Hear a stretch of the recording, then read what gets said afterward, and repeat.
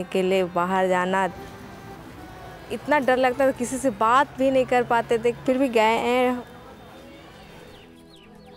अब हम junior youth coordinator के रूप में सेवा दे रहे हैं। हम अपने गांव में भी एक ग्रुप विजिट करते हैं और अलग अलग गांव में भी हम जाते हैं, वहाँ पर भी ग्रुप विजिट करते हैं और हम एनिमेटर के साथ बात करते हैं ग्रुप के बारे में भी, और एक दूसरे के साथ मित्रता बन गया है।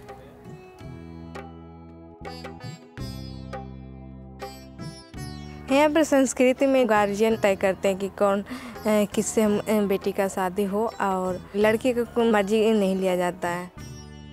गांव में हम देखते हैं कि लड़कियों को शादी 12-13 साल में हो जाता है। हमको शादी हुआ था तो हम 12 साल के थे। हम पति के कभी देखे थे नहीं।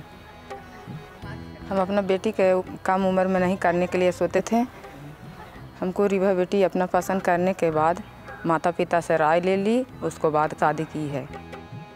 मगर हमारी शादी 25 साल में हुई, अभी कुछ दिन पहले ही। और हमने अपने सिर्फ पसंद किए, अपने गार्जियन को बताएं और उन लोगों ने हामी भरी। हमारे समाज में लड़कियों को पैदा होने पर जो माँ बाप होते हैं दुखी होते हैं, हाँ, और फिर उसको लिए दहेज इकट्ठा करना, उनके पास बहुत कर्ज चढ़ जाता। अब दिनों दिनों बहुत काफ़ी तिलक हुआ जा रहा है। माता पिता से खेत बाड़ी बेच के भाई कुछ करके काफ़ी दहेज दिया जाता है लड़का के। रीवा के शादी में कुछ नहीं मांग हुआ है। रीवा के साधारण रूप में शादी हुआ। हम बहुत माता पिता खुश हैं। शादी साधारण तरीके से हुई और हम अपने शादी के दिन समीज सलवार पहनी थी।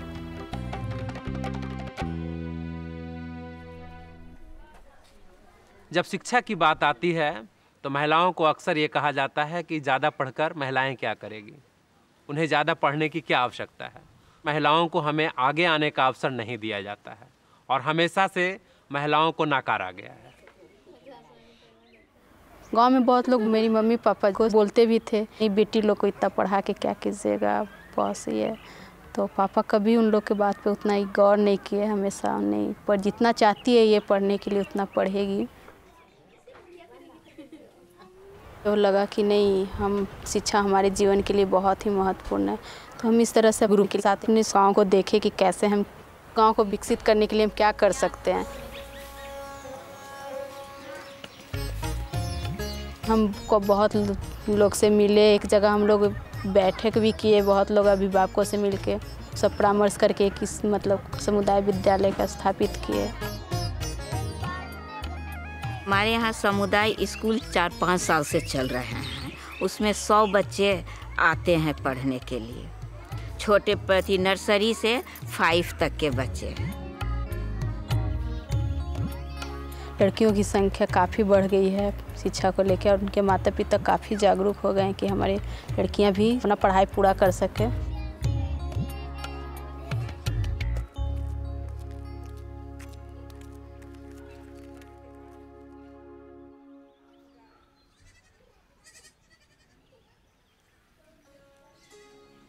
बाहुला के प्रकटीकरण के जैसे जैसे संपर्क में लोग आना प्रारंभ हुए और जब से संस्थान प्रक्रिया हमारे समुदाय में आया, वैसे बहुत सारे जगह हैं जहां पे लोग एक साथ बैठते हैं, परामर्श करते हैं और कार्य करते हैं। ऐसे स्थान पे कोई भी पूर्वाग्रह की कोई स्थान नहीं है, चाहे वो जाति प्रथा की भेदभाव को लेकर हो, या फिर स्त्री पुरुष की असमानता को लेकर हो, या फिर वयस्क और युवाओं के बीच दूरियां को लेकर हो। यहाँ पे सभी लोग समान हैं, एक साथ बैठते हैं, सभी अपने अपने विचारों को व्यक्त करते हैं और सभी एक दूसरों को सम्मान करते हैं। हमारे यहाँ एक नई सभ्यता, एक नई संस्कृति उत्पन्न हुआ है, जो है लोग शिक्षा के प्रति जागरूक हुए हैं। ऊंच नीच का जो है भेद कम हुआ है। फिर जो है महिलाओं को सम्मान पहले से ज़्यादा मिलता है। अब लड़कियों का जो है कम उम्र में शादी होना कम हो गया है। तो इस तरह से जो है एक नई संस्कृति का जो है चलन हुआ है।